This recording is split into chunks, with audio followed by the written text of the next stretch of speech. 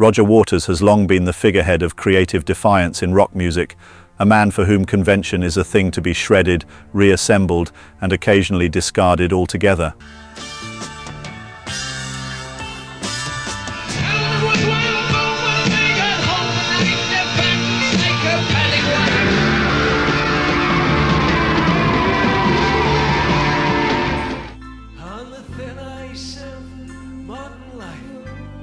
From his days as the conceptual mastermind behind Pink Floyd's most ambitious projects to his often acerbic solo career, Waters has remained committed to walking his own path.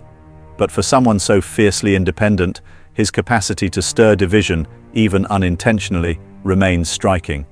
It's not just among his listeners or critics, but within the music world itself. Enter Eddie Van Halen, the late guitar icon whose blinding technique and unapologetically exuberant style couldn't have been further from Waters' own brand of musical introspection.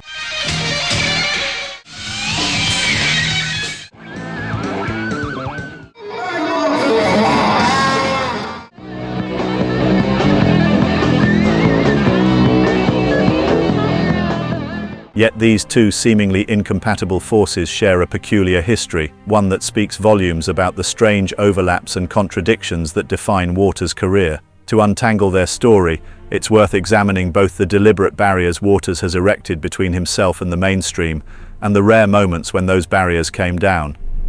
From the outset, Waters has positioned himself as a musical provocateur, less concerned with being liked than with expressing unfiltered truths. Even within the kaleidoscopic world of Pink Floyd's early years, when Syd Barrett's surrealist vision defined the band's output, Waters was already sketching out his own creative framework. By the time Barrett's departure pushed him into a leadership role, Waters was crafting ambitious, often dark narratives that pulled no punches. Albums like The Wall and Animals weren't just records, they were social critiques, cinematic in scope and unapologetically bleak. It's perhaps no wonder then that Waters' tastes lean toward the cerebral. In a 2022 interview on the Joe Rogan Experience, he made his disinterest in certain corners of rock music abundantly clear. "I couldn't care less about AC/DC or Eddie Van Halen or any of that stuff," he declared, as blunt as ever. I'm not really interested in loud rock and roll, and which some people are and they love it, but I couldn't care less about AC/DC or Eddie Van Halen or any of that stuff. I don't go who, because obviously I know the name, and I'm sure Eddie's brilliant and a great guitar player and wonderful. It just doesn't interest me. Who? I don't go who, because obviously I know the name. Right. And I'm sure Eddie's brilliant and a great guitar player and wonderful. It just doesn't interest me. Right. The line, delivered with characteristic dryness, sparked immediate headlines, not because it was particularly surprising, but because it was so quintessentially Waters. Here was a man who had spent decades unpicking the fabric of conventional rock and roll, dismissing the very artists who thrived on its raw, joyous energy. Yet the dismissal also revealed something else: Waters' tendency to downplay the achievements of those operating outside his particular artistic universe. For fans of Eddie Van Halen, the comment stung. Van Halen wasn't merely a great guitar player. He was, for many, the guitarist of his generation, a musician whose innovative tapping technique transformed rock guitar into a playground of limitless possibilities.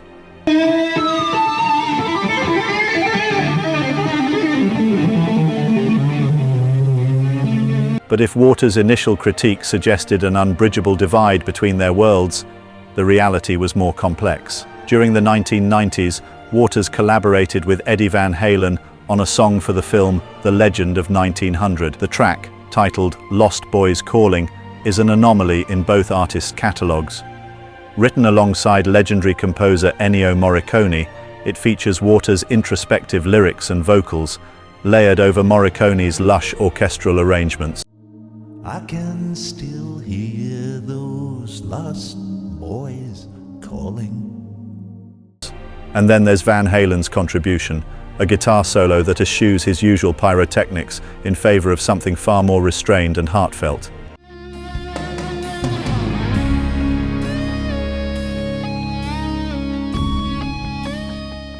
For Van Halen fans accustomed to his high-octane riffs, the solo on Lost Boys Calling might come as a surprise.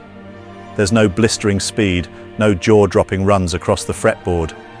Instead, Van Halen delivers a deeply emotive performance, his notes carrying a wistful quality that perfectly complements the song's melancholic tone. It's a moment of quiet brilliance, showcasing a side of his talent that often went overlooked amidst the bombast of his band's heyday. The collaboration raises an intriguing question. How did two artists with such seemingly divergent sensibilities come to work together? The answer likely lies in the context of the project itself. The Legend of 1900, directed by Giuseppe Tornatore, is a film steeped in nostalgia and longing, a far cry from the hard-partying anthems of Van Halen's discography.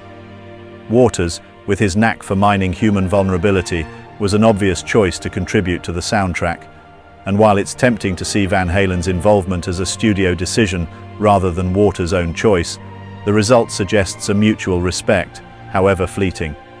Yet, if Waters was impressed by Van Halen's contribution, he's never said so publicly. In fact, his collaboration with the guitarist feels more like an exception that proves the rule. Waters has long been selective about his partnerships, preferring to work with musicians who share his artistic vision rather than those who might bring commercial appeal. This exclusivity has led to some remarkable collaborations, most notably with Ennio Morricone on Lost Boys Calling, but it has also reinforced Waters' image as a solitary figure, deeply protective of his creative domain. In contrast, David Gilmour, Waters' former bandmate and longtime rival, has been far more open in his admiration for Eddie Van Halen. Speaking candidly about the guitarist's technique, Gilmour admitted, "I can't play like Eddie Van Halen. I wish I could. I sat down to try some of those ideas, and I can't do it. I don't know if I could ever get any of that stuff together. Sometimes, I think I should work at the guitar more." The admission is striking, not only for its humility, but for the implicit recognition of Van Halen's genius. Gilmour's comments stand in sharp contrast to Waters' dismissive tone, highlighting the vastly different ways the two musicians engage with their peers. While Waters often seems intent on setting himself apart, Gilmour's remarks suggest a willingness to learn, even from those operating in entirely different musical spheres. It's a dynamic that has played out time and again throughout their post-Floyd careers, with Gilmour embracing collaboration and experimentation, while Waters remains steadfastly focused on his singular vision. Still, Waters' critique of Van Halen isn't entirely without precedent. His disdain for the excesses of mainstream rock is well documented, from his scathing lyrics in Have a Cigar to his pointed remarks about the commercialization of music. For Waters, rock and roll has always been a means to an end, a vehicle for storytelling, social critique, and emotional exploration. By contrast, Eddie Van Halen's music is often celebrated for its sheer joy, its sense of boundless energy and fun. It's easy to see how the two approaches might feel irreconcilable. And yet, the story of Lost Boys Calling complicates this narrative. Here, in a rare moment of alignment, Waters and Van Halen found common ground, not through shared influences or musical philosophies, but through a shared commitment to serving the song. The track is a testament to the surprising connections that can emerge when artists step outside their comfort zones, even if only briefly. In the end, the relationship between Roger Waters and Eddie Van Halen is less a story of mutual admiration than one of mutual contrast. Waters' indifference to Van Halen's work is as much a reflection of his own artistic priorities as it is a critique of the guitarist's style. Likewise, Van Halen's performance on Lost Boys Calling reveals a depth of versatility that even Waters might have struggled to deny.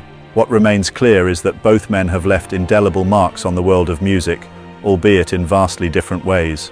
Waters, with his unflinching exploration of the human psyche, and Van Halen, with his revolutionary approach to the guitar, represent two sides of the same coin, a reminder that there's no single way to define greatness. And while Waters may claim he couldn't care less about Eddie Van Halen, the story of Lost Boys Calling suggests otherwise. Even in his dismissal, Waters remains an artist deeply connected to the very world he so often claims to stand apart from.